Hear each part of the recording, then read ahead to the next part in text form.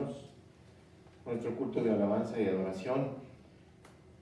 Les damos pues la bienvenida a todos los que ya se encuentran aquí. Le pedimos a Dios que apresure los pasos de los que están por venir y nos congratulamos por tener invitados. Sean bienvenidos Sharon, Jade y los que también están por venir, sean bienvenidos a este lugar que se convierte en un templo de adoración, cuando la iglesia, es decir, todos y cada uno de nosotros, llegamos aquí con la intención de adorar a nuestro Dios, con la intención de amar a nuestro Dios. Y me voy a permitir leer el Salmo 126, que dice: oración por la restauración. Cuando Jehová hiciere volver la cautividad de Sión, seremos como los que sueñan, dice hermosamente. Entonces nuestra boca se llenará de risa y nuestra lengua de alabanza. Entonces dirán entre las naciones: grandes cosas ha hecho Jehová con estos. Grandes cosas ha hecho Jehová con nosotros. Estaremos alegres. Así que estamos alegres y contentos, y esto lo vamos a manifestar empezando con un periodo de alabanza y adoración, no sin antes poner en las manos de Dios este culto para que sea de olor grato a Él. Señor mi Dios, gracias te damos por estar aquí reunidos el día de hoy. Gracias porque estamos reunidos en torno a tu nombre, a tu palabra, al verbo divino que eres tú mismo encarnado. Señor, te pedimos que nos bendigas, nos guardes y que esta palabra sea semilla que caiga en tierra fértil para que otras personas también lleguen a tus pies. Te lo pedimos en el nombre de Cristo Jesús. Amén. Así que alabemos, mis hermanos. Cantemos, hermanos, a nuestro Dios en esta mañana linda. Él es digno de gloria, Él es digno de honra y así cantémosle con todo el corazón. Bájale un poquito la guitarra, por favor. Poquitito, tampoco tanto, un poco más arriba. Gracias.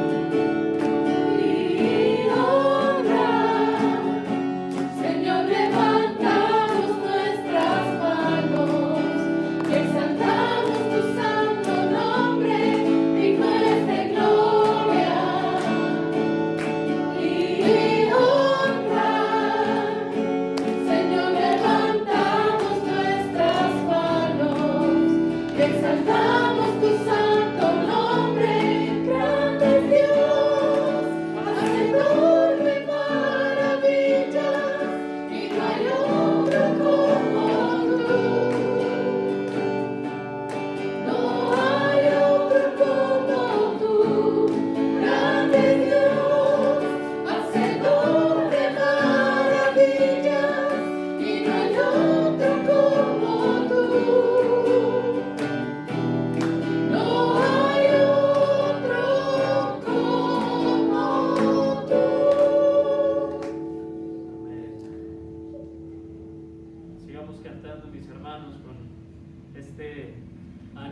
este frío, me voy a quitar esta cosa, perdón, con este frío navideño que nos acompaña, celebramos fechas importantes, fechas en donde el Señor se encarnó y vino a nosotros y habitó entre nosotros como un ser humano y que posteriormente murió por nosotros y por nuestros pecados. Así que tenemos por qué celebrar, tenemos por qué cantar himnos, así que cantemos, mis hermanos, suenen dulces himnos.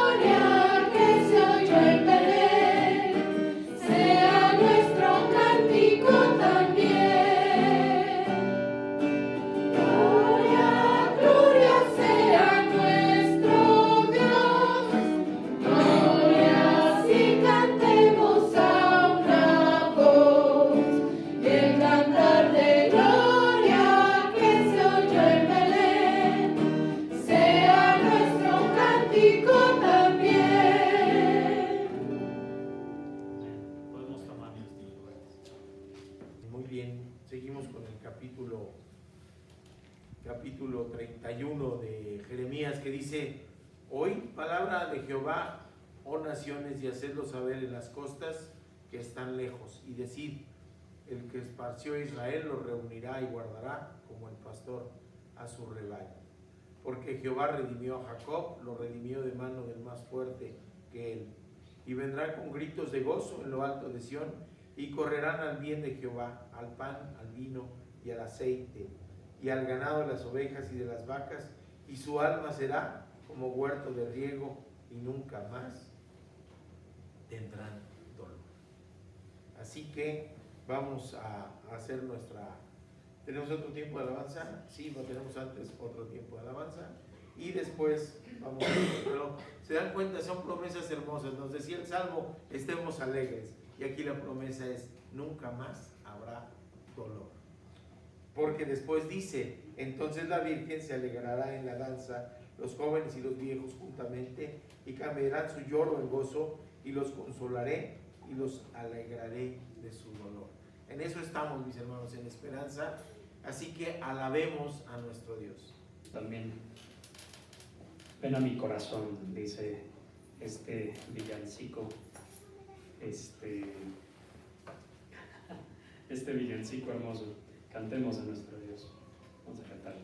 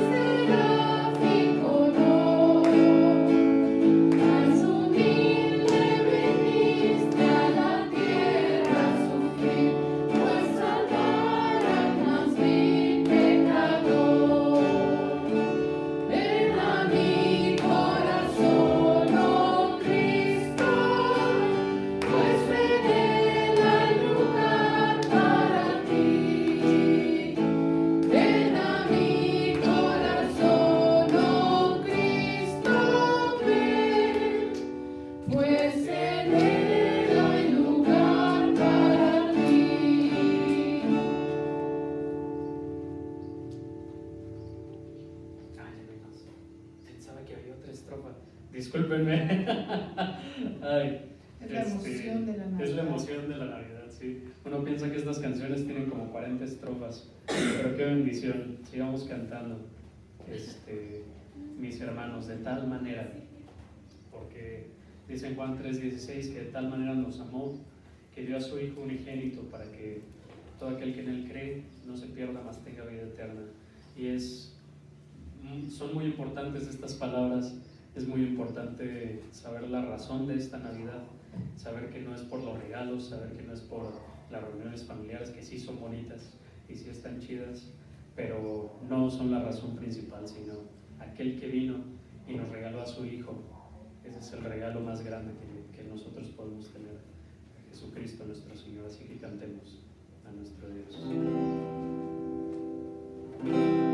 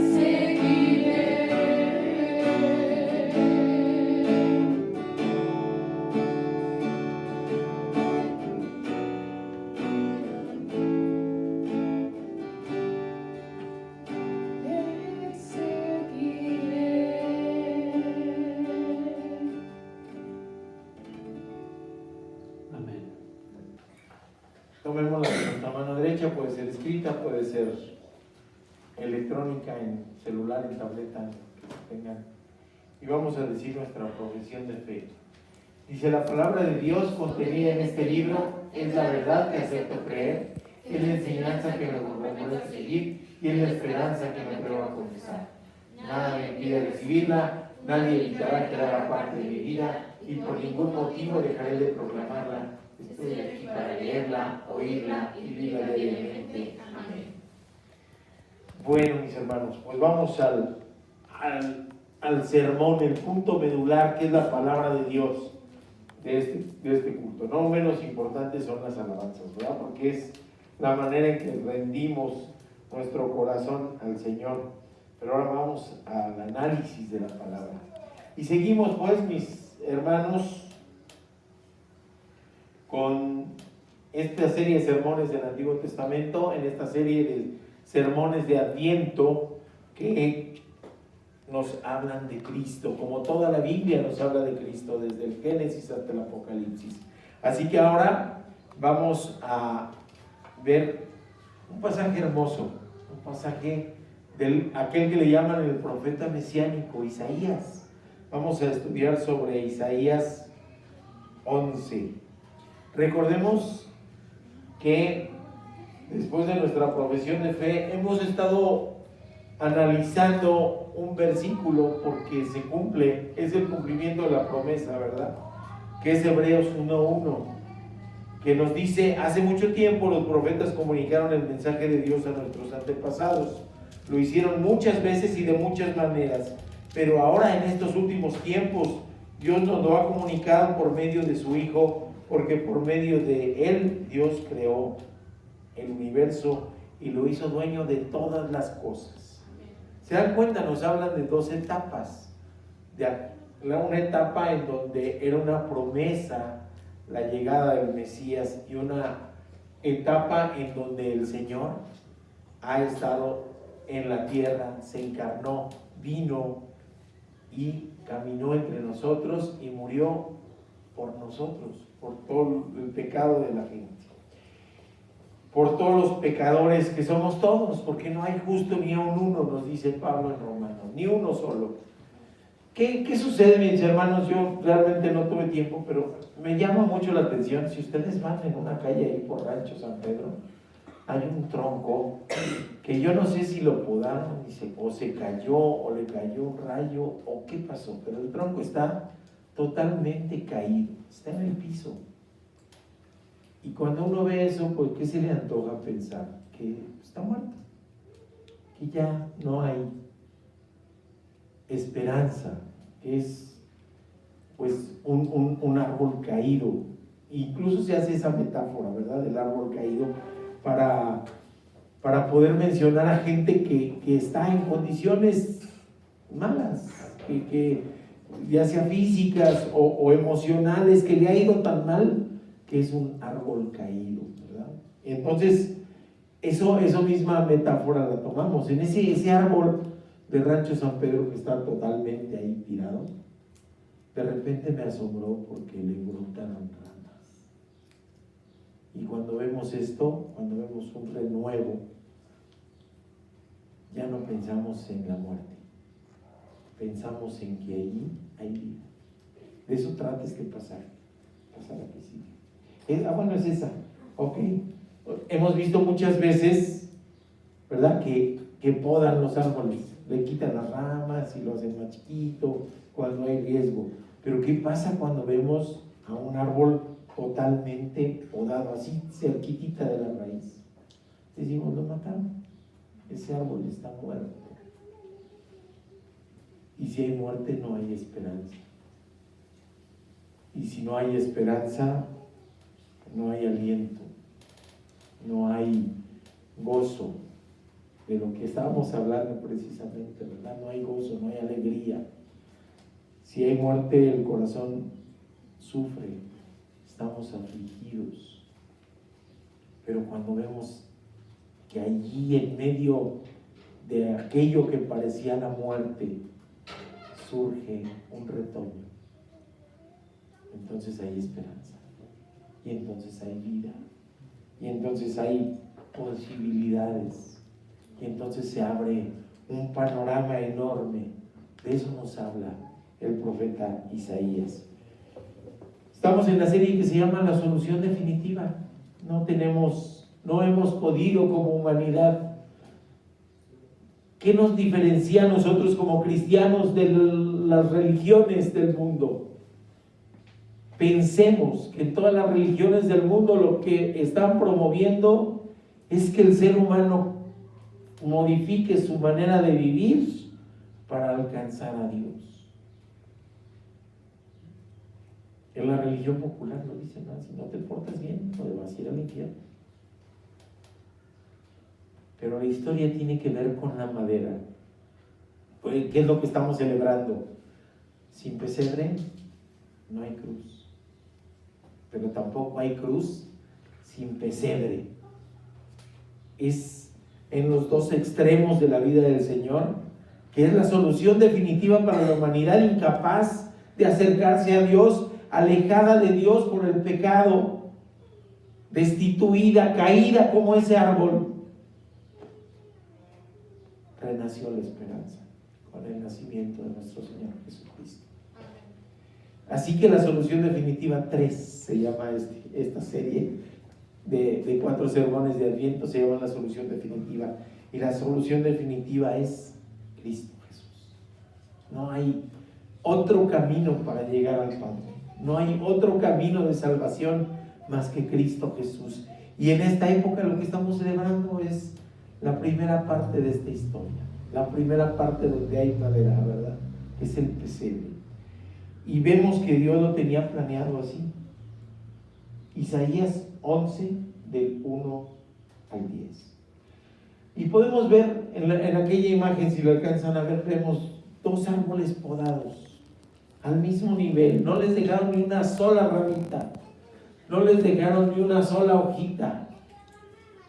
Era una poda de muerte. Una poda como la que estaban padeciendo cíclicamente el pueblo de Israel. Habían estado bajo el dominio de Egipto. Y ahora en esta época estaban bajo el dominio de Asiria. Poderosos, grandes. Isaías los compara con los cedros del Líbano. Tenemos arbolotes inmensos. Ahorita van a ver una imagen preciosa de esos cedros enormes. Es más, busquemos la bandera del Líbano. ¿Y qué tiene en medio? Un árbol. Es su señal. Pero vamos a ver qué nos dice la palabra de Dios en los primeros versículos, que es Isaías 11, del 1 al 3, nos dice, en esa promesa hermosa, un retoño brotará del tronco de Isaí, y un vástago de sus raíces dará frutos. Sobre él reposará el espíritu del Señor, espíritu de sabiduría y de inteligencia, espíritu de consejo y de fortaleza, espíritu de conocimiento y de temor del Señor. Él se deleitará en el temor del Señor y no juzgará por lo que vean sus ojos, ni arbitrará por lo que oigan sus oídos. Así que nos está hablando de un retoño, de un renacer de la esperanza. Nos está hablando que en medio de la muerte, que en medio de la pesadilla, de los problemas, ahí habrá esperanza y otra vez vida. Habrá un retoño. Y si nos queda duda, nos dice, Él se deleitará en el temor del Señor. Así que cuando habla de retoño está hablando de una persona. Está hablando de alguien. Está utilizando la metáfora del retoño de una planta para decirnos, en ese contexto de Isaías, dominados por Asiria, por un pueblo poderosísimo, por un pueblo de gigantes, por un pueblo armado, por un pueblo que había arrasado con las tribus del norte y que había arrasado con Samaria y que había llegado y que había sometido a Judá y que se había llevado a miles de hombres cautivos. Ahí en medio de ese panorama negro les está diciendo el Señor, va a haber esperanza. En medio de eso va a haber un retoño y Él tendrá estas características que, si se fijan, nos las cuenta por pares, ¿sí? Que ahorita vamos a ver. Espíritu de sabiduría y de inteligencia, dice, que no es lo mismo, no, ahorita lo vamos a ver. Espíritu de consejo y de fortaleza, de conocimiento y de temor. Así que son 6. Y luego dice, se deleitará en el temor del Señor. Nos deleitamos en el temor, claro, no, eso no. Hay cosas que nos dan miedo y ¿qué hacemos? Rehuimos de ellas. Hay gente que le gusta ver las películas de terror, ¿verdad? Pero hay gente que dice, no, me da miedo, la apago, le quito, porque sí está bien fea, ¿no? Cuando tenemos circunstancias difíciles, y veía yo un video de un trailero que yo creo que venía drogado, porque no quería que nadie lo rebasara. Si un carro lo intentaba rebasar, le daba el cerrón. Y si era tráiler, le daba cerrón. Y venían ahí peleando los trailers entre sí. Pero yo el carrito veía eso en el otro y quería rebasarlo por la derecha, le daba cerrón. Hasta que se volteó, fíjense. ¿Y qué es esto? Es la locura de la soberbia humana. Es la locura de la soberbia. La locura de decir, ¿quién va a pasar antes que yo? Pero bueno, tomo eso para decirles, ¿qué creen? En otros aspectos de nuestra vida, somos soberbios. Y hacemos lo mismo que ese trailero. No, hombre, ¿cómo me van a rebasar?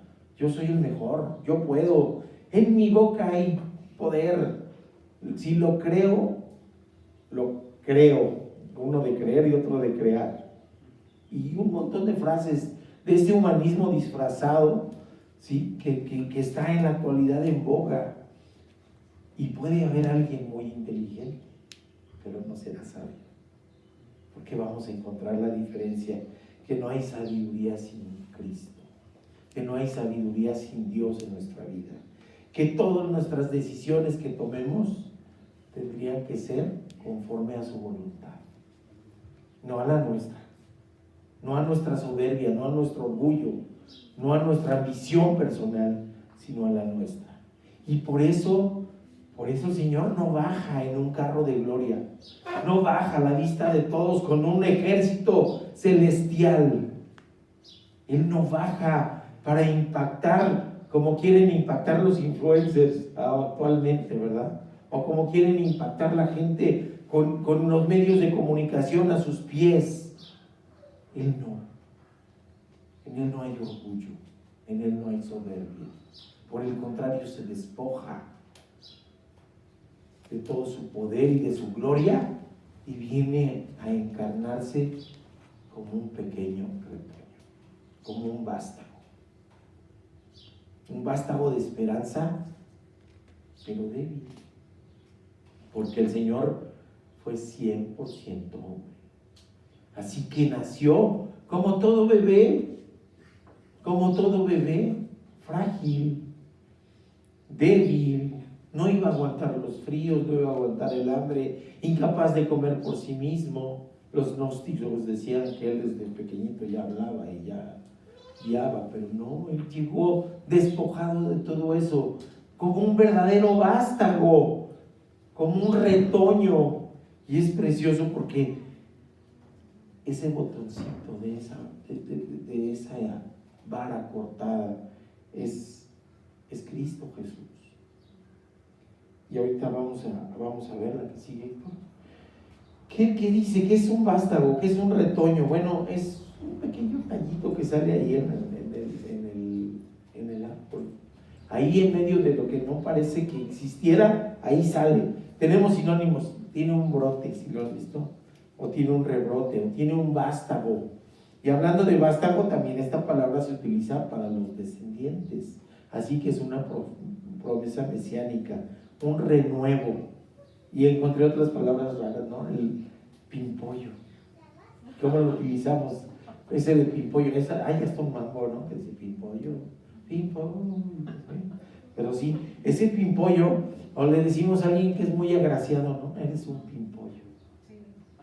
Seguramente nuestro Señor, así pequeñito, bebecito, era un pimpollo. Ser pollo nunca lo había escuchado, ¿verdad? y eso de hijuelo. Pero sí, ¿se dan cuenta? Lo que está anunciando el profeta Isaías es la llegada del Mesías, la llegada del vástago, la llegada del rebrote, que en medio de la muerte, que en medio de la asolación, va a estar allí para que haya esperanza en nuestra vida. Y eso es lo que estamos celebrando ahora, su encarnación. No corresponde la fecha, no importa, no importa, lo que celebramos es que se encarnó. Así que vamos a la que sigue. ¿Qué tenemos enfrente nosotros? Fíjense, la diferencia, el contraste entre cómo llega nuestro Señor y los valores del mundo. Isaías 10, 33 y 34 nos dice: pero he aquí el Señor Dios de los ejércitos desgajará el ramaje con violencia, los de gran altura serán talados y los altos serán abatidos. Él cortará con hierro la espesura del bosque y el Líbano caerá ante el poderoso. ¿Qué nos está hablando, mis hermanos? Comparemos entre el tamañote, pásame la que sigue, Héctor, entre lo que son los cedros del Líbano, grandototes, y el rebrote, el pimpollo, el vástago. Ante Dios, aquella soberbia humana, aquel poderío de Asiria, militar, económico y político, iban a ser borrados de la faz de la tierra. Porque ante Dios no hay ninguna posibilidad de que nadie triunfe. Qué necios somos cuando peleamos con Dios. Qué absurdos somos cuando negamos su soberanía en nuestra vida. Cuando nuestro corazón lo recibe, cuando nuestros ojos se abren, vemos la mano de Dios en todo momento y en todas las cosas y en todo lugar, incluso en las cosas más nocivas, en las cosas más malas, en las cosas más dolorosas, nos damos cuenta que Dios tiene todo bajo control. De verdad, se los digo, he estado analizando ahora con la enfermedad de Giovanni y hay un montón de cositas inconexas que nos permiten tener un resultado. Está bien. Cosas que aparentemente no tienen nada que ver. Le decía yo en estos días, por ejemplo, oye, ¿tú pensarías que el huracán tiene que ver contigo? Decía, no, pues ¿qué tiene que ver conmigo? Pues sí, el huracán destruyó casas y destruyó una casa en donde en esta fecha tendría que estar trabajando su mamá ya. Y como no hay casa, no se desplazó, y como no se desplazó, tiene la posibilidad de cuidarlo. El huracán tiene que ver contigo. ¿Se dan cuenta cómo Dios tiene todo bajo control? Todo bajo control. Incluso eso nos da la esperanza de que en medio de la adversidad, en medio del dolor, Dios tiene todo bajo control y nos da esperanza. Pero en este contraste que quiero hacerles, quiero decirles, pásame la que sigue, Héctor. No es cierto, la anterior. Esa. Vean ese tamañito de ese hombre. Comparado con el cedro enorme. ¿Contra qué cedro estamos luchando ahora, mis hermanos? ¿Cuál es el cedro que tenemos enfrente? ¿Cuál es el árbol inmenso que parece que no vamos a derrotar nunca?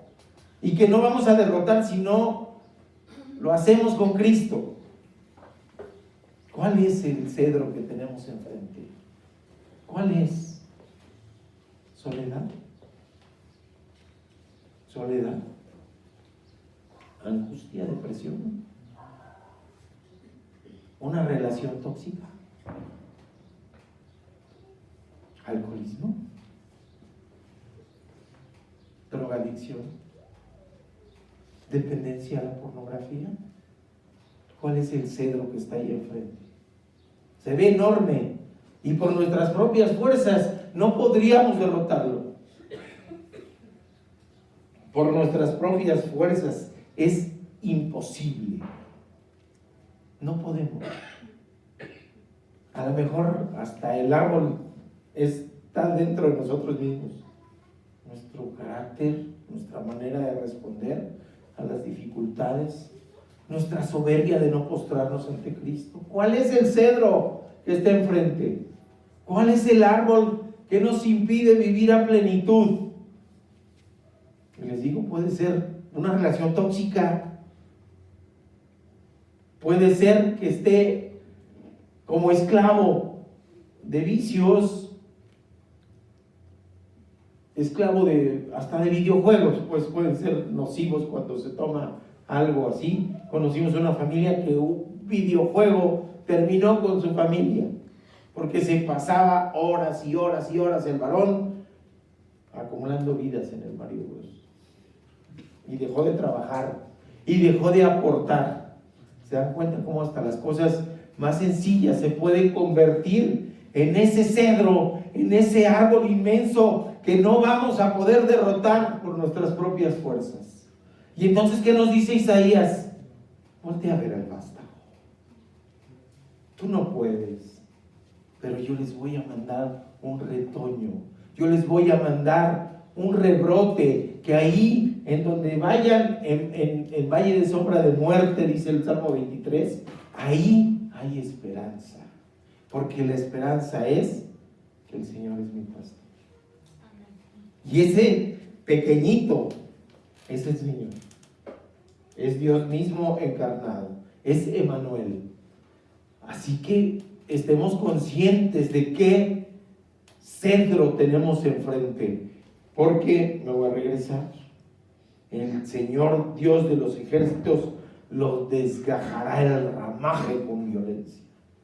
Pero no dice tú, no dice tus fuerzas, no dice tu afán, no dice tu anhelo, dice el Señor lo desgajará.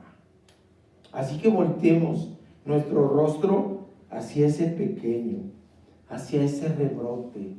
¿Qué es lo que estamos celebrando? Esa encarnación del Mesías, el ungido, el esperado, el anhelado. Ya vino y ya caminó con nosotros. Ya vino por nosotros. Por nuestros pecados entregó su vida en la cruz del Calvario. Y sin pesebre no hay cruz. Pero tampoco sin cruz hay pesebre. La historia tiene que ver con la madera. Y veamos el tamaño del reto que tenían ellos. Asiria. Vean ustedes el tamaño. Está desde lo que ahora es Irak, Mesopotamia. De hecho, el primer imperio fue entre el río Tigres y el Éufrates. Ahí donde nació Mesopotamia. Y se extendió hasta Egipto.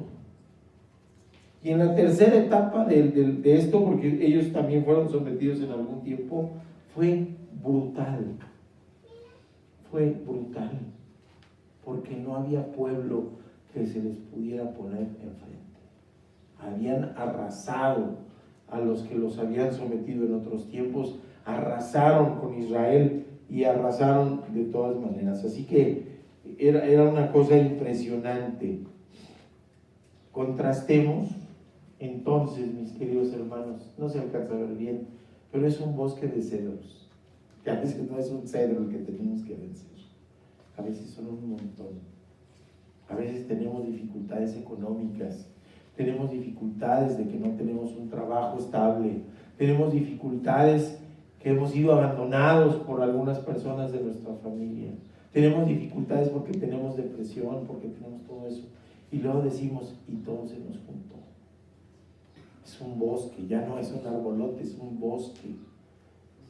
Pero el Señor vino para hacer que se cumplieran las promesas, que arrasará con violencia a todo aquello que se interponga con nosotros.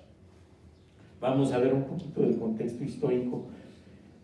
Pásame la que sigue, por favor. Entonces, fíjense, vamos a ver algo de Asiria, ¿no? Con el rey Salmanasar III empieza el renacer, lo que es el segundo imperio. Todavía Acab, el rey de Israel, ¿sí?, hace una coalición contra Siria en Primera Reyes 20 y los vence, pero después se desquitan con todo Asiria tenía problemas internos, estaban reorganizando y por eso Usías y Jeroboam II en Israel tuvieron reinados pacíficos y prósperos. Pero cuando agarró fuerza Asiria con Tiglat-Pileser III, arrasó con Israel. Las 10 tribus de Israel fueron arrasadas. Y Judá, las tribus restantes en el sur, fueron sometidos. Destruyen Samaria y provocan la ruina total de Israel en el año 722. Es en ese contexto que Isaías les habla. Sargón arremete contra Acaz y finalmente hace de Judá tributario, es decir, esclavos. Y podemos decir, bueno, ¿y qué esperanza había en ellos? Estaban esclavos, les habían arrasado sus tierras. Dice, no dejaron piedra sobre piedra en Judá. Arrasaron el templo, arrasaron los cultivos, arrasaron el ganado. Era desierto. Y ahí, en ese contexto, el profeta nos dice, volteen a ver al retorno, volteen a ver el rebrote. Y luego fíjense que es bien interesante, para que no haya duda de la humildad en la que va a venir el Señor, dice, de la vara de Isaí. Fíjense qué curioso, no dice, Isaí es el papá de David, pero no dice de David, porque hubiera dicho, de David, de aquel que cantaban que mataba a los 10,000 mientras Saúl mataba a los 1,000, o de David el rey glorioso, o de Salomón el más sabio de todos y la plenitud del templo. No, lo que nos hablan es de Isaí. ¿Quién es Isaí? Nativo de Belén, para que se cumpliera la promesa. Nieto de Boz y de Ruth, la moabita. Preciosos los devocionales de Eli, ¿verdad? Nos habla de esta genealogía. Pero Ruth ni siquiera era del pueblo de Israel. Y ya no les cuento lo demás, que ustedes ya lo saben y lo conocían, a qué se dedicaba y todo eso, ¿verdad? Pero ahí en la genealogía del Señor dice, es padre de David, y después escoge a David, al menor de 8 hijos, al pastorcito que lo despreciaban. Cuando dijeron, ¿quién se va a enfrentar a Goliat? Pues a ver, vamos a ver. Y fueron con los otros 7. Y el otro, ya son todos, le dijo, ¿verdad? ¿Ya son todos? No, pues ahí hay otro más, el más chiquito, el último. ¿Se acuerdan de la importancia de la primogenitura? Pues imagínense si moría el primero, el primogénito, pues ¿quién seguía? Pues el segundo. Pero ¿y el octavo? ¿Por cuándo le iba a tocar? Pues tomó al más pequeño, al menos agraciado, al más insignificante de ellos. Y de ahí el Señor levantó un rey que hizo que fuera todo. Por eso nos da esperanza, por eso el rebrote nos dice, sí, viene de este linaje, viene de Ruth, que era moabita, viene de Isaí, que era dueño de ganado, y nada más, nada se sabe más de él, más que en el exilio, ¿sí? En el contexto de la guerra y la persecución contra David, lo llevó a una tierra extranjera, a Moab. Bueno, ahí Ruth era moabita, pues entonces a lo mejor tenían parientes, y lo fue a esconder ahí, y nada más se sabe de Isaí, nada más, hasta que lo menciona Isaías, de ese hombre humilde, y del más humilde de sus hijos, del más pequeño, del aparentemente más insignificante. De ahí van a ser el rebrote, ahí van a ser el retorno.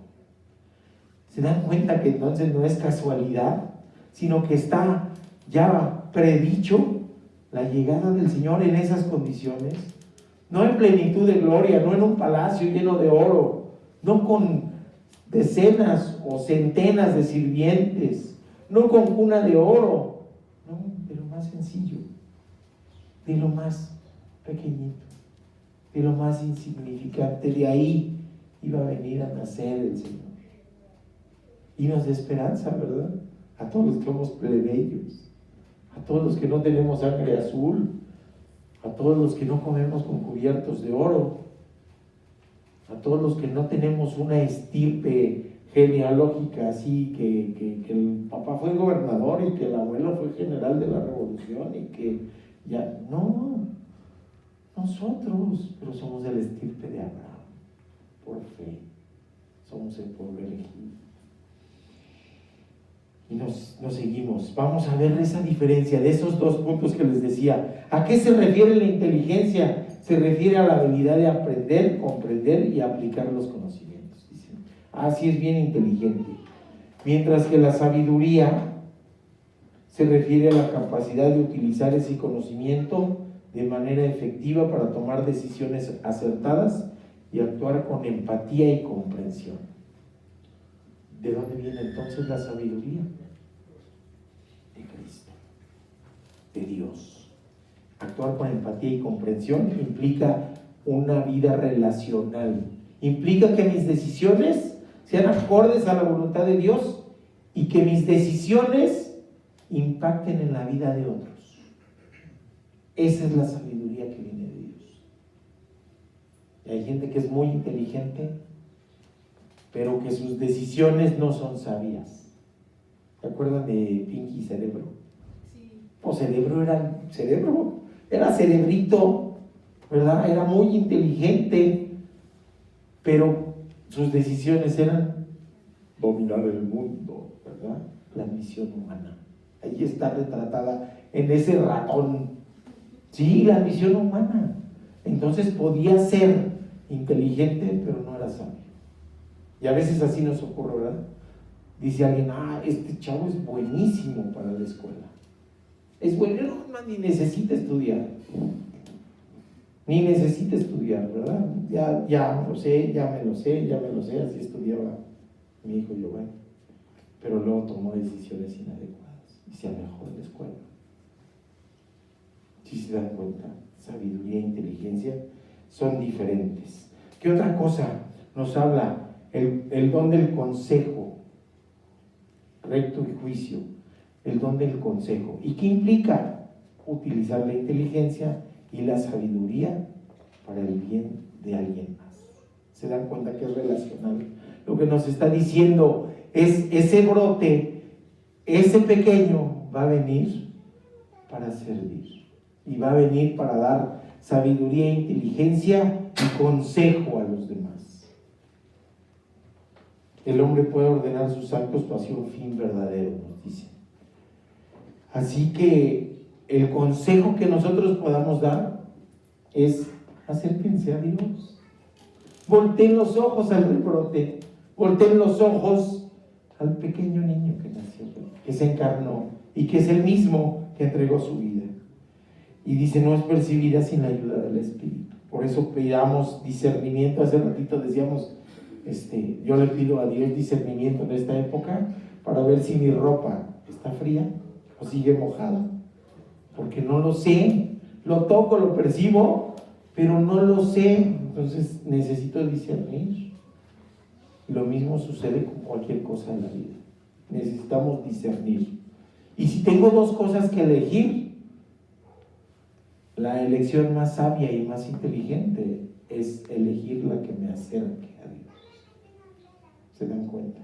Es la única manera en que podamos, con la ayuda de Dios, vencer a esos cedros inmensos.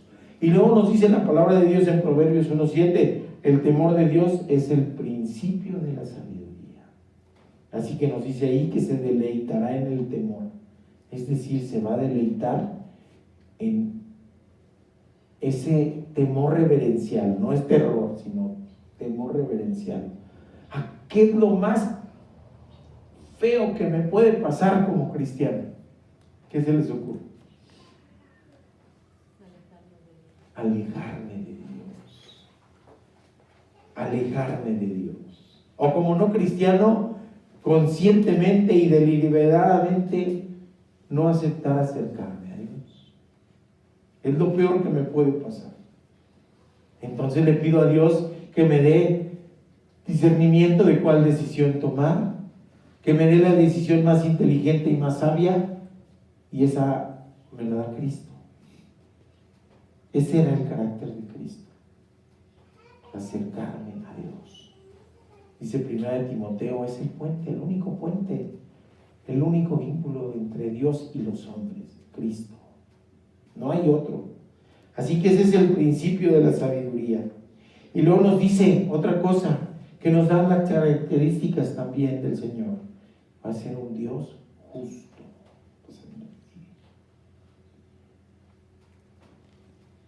Un Dios justo. ¿Ok? Nos da el don de la fortaleza, pero la fortaleza, ¿en qué consiste la fortaleza del cristiano? Fíjense qué curioso. Contrastándola, así como con los cedros y el rebote, contrastándola con la sabiduría humana. ¿Saben cuál es la fortaleza del cristiano? Saberse débil, saberse dependiente, saberse incapaz. Qué difícil es eso, qué difícil. El Señor nos invita y dice, niégate a ti mismo. Qué difícil es negarse a sí mismo. Pero si me reconozco débil, decía Pablo, entonces soy fuerte. Esa es la fortaleza del cristiano. Saberse débil, saberse incapaz y saberse dependiente. Y entonces sí, dejar todo en las manos del Señor. Cuando nosotros buscamos fortaleza en nosotros mismos, cuando nosotros nos atribuimos fortaleza a nosotros mismos, cuando nosotros queremos luchar contra esos cedros con nuestras propias fuerzas, no estamos siendo ni inteligentes ni sabios. Estamos alejándonos de Dios. Y ese es el temor más grande que puede ocurrir, estar sin Dios. ¿Ok? Entonces les decía, el temor de Dios es el principio de la soberanía. Y después vemos las características del reino. Ya nos dijo 7 características, que es el número perfecto. 6 en pares. Y después el temor de Dios como la característica que complementa esto. ¿Se acuerdan que en la numerología hebrea el 6 es el número imperfecto? Y el 7 la perfección de Dios.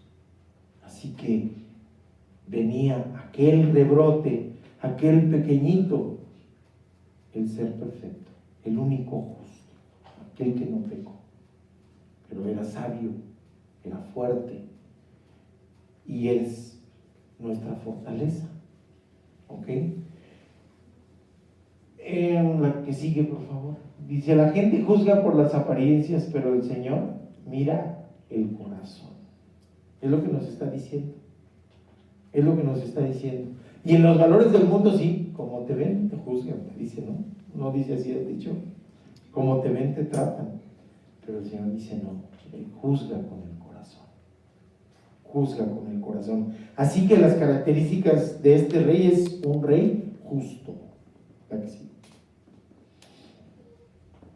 Y eso es lo que encontramos en los versículos siguientes. Dice Isaías 11, 4 y 5, juzgará con justicia a los pobres y con equidad arbitrará a favor de los afligidos de la tierra. Golpeará la tierra con la vara de su boca y con el aliento de sus labios dará muerte al impío, y la justicia será el cinturón de sus lomos y la fidelidad lo será de su cintura. Y luego se dan cuenta, ahorita que está jugándose la final, ¿verdad? ¿Qué es lo que dicen? Árbitro injusto, fue tendencioso, dejó de marcar un penal o marcó uno a favor de, y dicen, pues empataron a pesar de que en un equipo eran 12 contando al árbitro. ¿Sí lo han visto? Pero ¿qué nos dice aquí? Va a ser un árbitro justo. Es decir, va a actuar con equidad, con igualdad hacia los dos, para que no haya inconformidades. La justicia es darle a cada quien lo que merece, ¿verdad? Castigo, premio. Pero de eso no depende nuestra salvación, sino de la gracia de Dios. Nosotros no somos salvos por obras, sino por la gracia de Dios. Y eso lo que nos permite es sabernos, les digo otra vez, dependientes. Dice, golpeará la tierra con la vara de su boca. ¿Se dan cuenta? Parece una figura que si uno la mentaliza parece absurdo, ¿verdad? Una vara en la boca y estar golpeando la tierra, es absurdo. Lo que nos habla es la contundencia de su palabra. La contundencia de su palabra. No hay palabra más certera que la que dijo nuestro Señor Jesucristo. Y Él nos dice, yo no hablo por mí mismo, sino de lo que oí del Padre. Así que es la voz de Dios directamente hablando a nosotros. Y entonces eso nos va a dar aliento. Y dice, y con el aliento de sus labios dará muerte al impío. Y cuando pensamos en esto, sí, Él vino para salvación, pero también vino para ser piedra de tropiezo para aquellos que no le acepten, para aquellos que no le nombren su soberano, están del otro lado. Así que la justicia de Dios es para todos y la oportunidad es para todos si volteamos a ver el rebrote con esperanza. ¿Ok? Así que es un rey justo. Y luego tenemos otras características. Tenemos un rey de paz. En algunas agrupaciones religiosas hasta tienen dibujitos, ¿verdad? Donde está el león ahí a un ladito del cordero. Y como nos dice aquí, el lobo habitará con el cordero y el leopardo se recostará en el cabrito. El ternero y el cachorro del león crecerán juntos y un niño pequeño los conducirá. La vaca y la osa pasarán y sus crías se recostarán juntas. El león comerá paja como el buey, y un niño de pecho jugará sobre el agujero de la cobra, y el recién destetado extenderá su mano sobre el escondrijo de la víbora. Son figuras, son elementos, en esas los ponen muy a color y sistemas muy padres, pero lo que nos está hablando es de un reino de paz. Y en el contexto del dominio de Asiria, era muy pertinente. Va a haber paz entre todos. Va a haber paz entre los desiguales. Va a haber paz entre los distintos.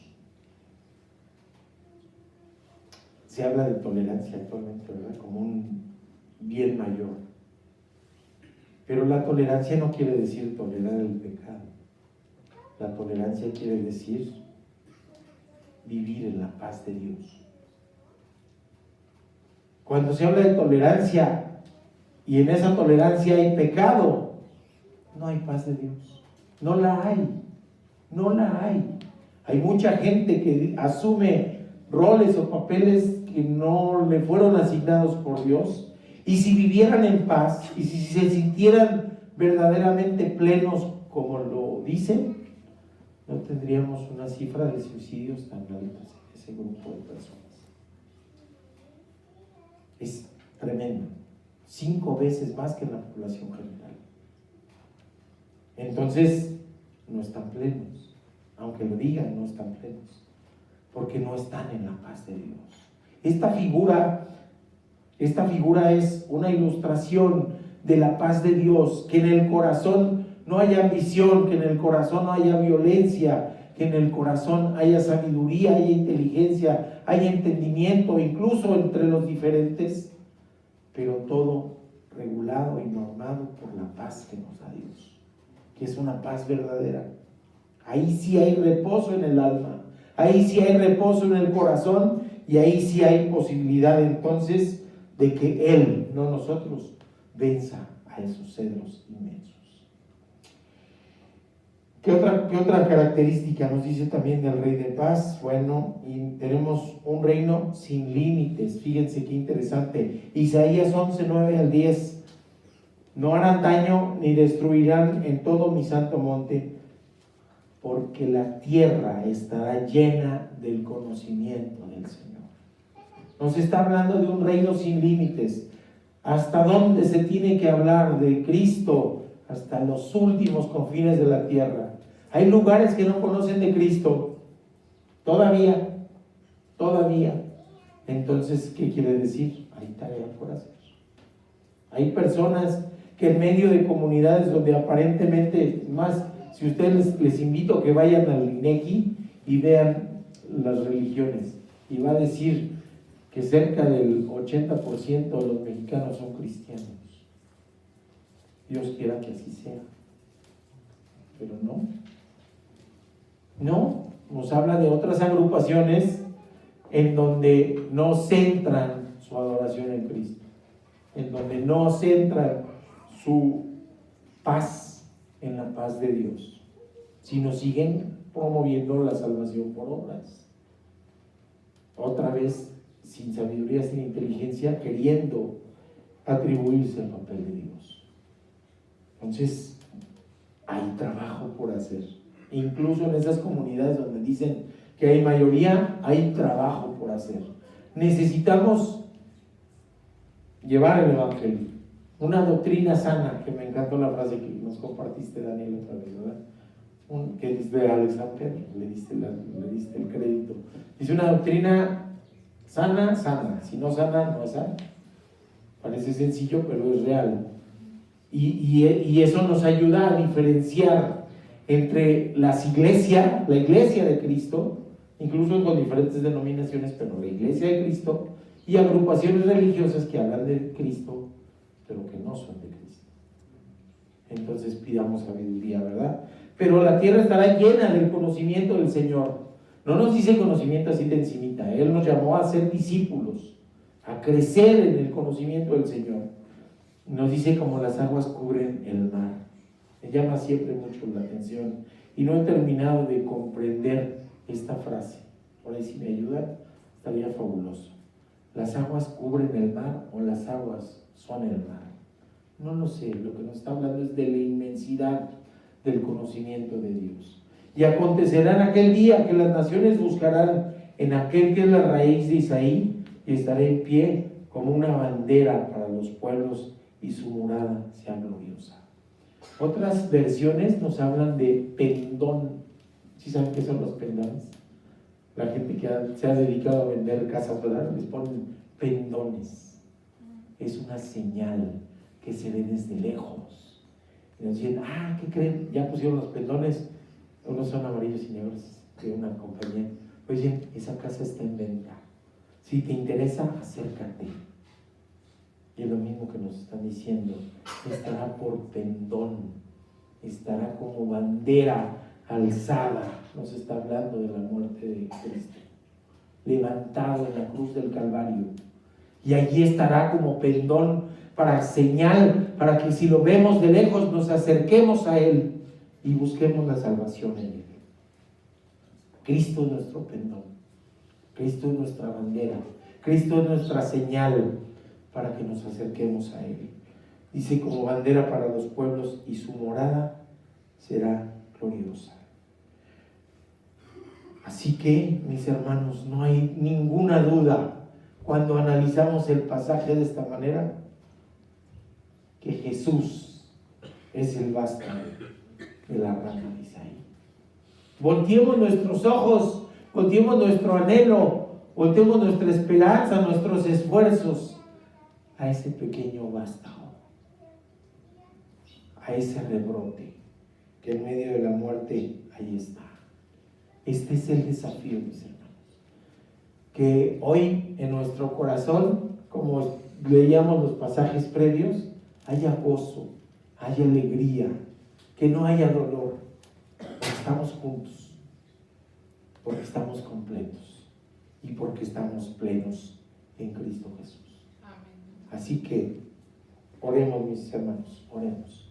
Señor mi Dios, gracias te damos, Señor, porque habíamos tenido pasajes en donde hay exhortación y hay reprensión, Padre bendito, pero este pasaje es glorioso, hay esperanza, hay paz, hay tranquilidad, sabiendo que eres tú el que va a derrotar esos enormes retos que tenemos enfrente de nosotros, Padre bendito.